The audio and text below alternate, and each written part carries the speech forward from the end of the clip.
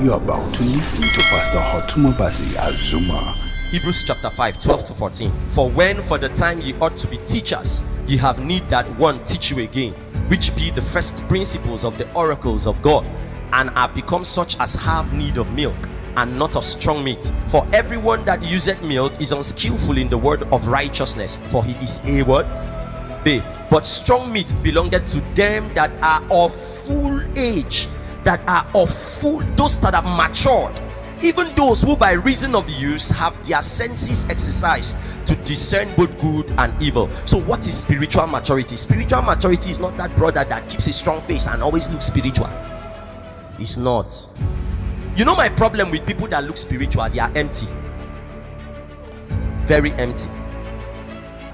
Your weight, your spiritual weight is not a function of your courage or your prayer life. It is a function of your word weight. It's a combination of your word weight and your prayer weight that makes your spiritual weight. So if you are just praying and then you have never read Matthew from Matthew chapter 1 to chapter 28, you are just a light pepper. If you have never read the whole New Testament from Matthew till Revelation, you have pepper weight, because you will remain a student. See, I had an encounter at 17 in NSLT1, University of Calabar. I was sitting down listening to a young boy. We were waiting for a class and a boy came to preach to us.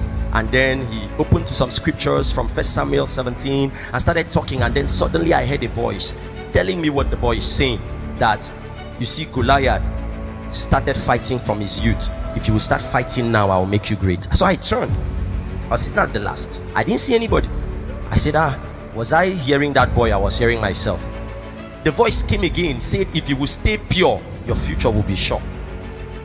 And I asked back, purity inside this university with all this distraction, how is that possible? He said, if you will eat my word, you will rise to become a mighty warrior. So I went back home, told my mom. I told her to buy me a small Bible to enable me read in school, and I took that Bible. Before I turned 18, I finished Genesis to Revelation. I finished Genesis. So you see, my work in the Redeemed Christian Church of God, I became a minister as a year 3 student. That's when I was consecrated by the provincial pastor, because someone heard me following up, talking to someone. I said, what? You know the Bible so much.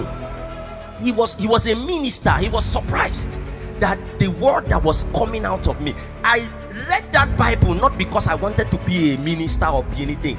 I heard a voice that gave me an instruction, and I carried it out to the earnest, because he told me, how shall a young man cleanse his ways? He said, by taking heed to my word. He said, thy word have I hid in my heart, that I might not sin against thee.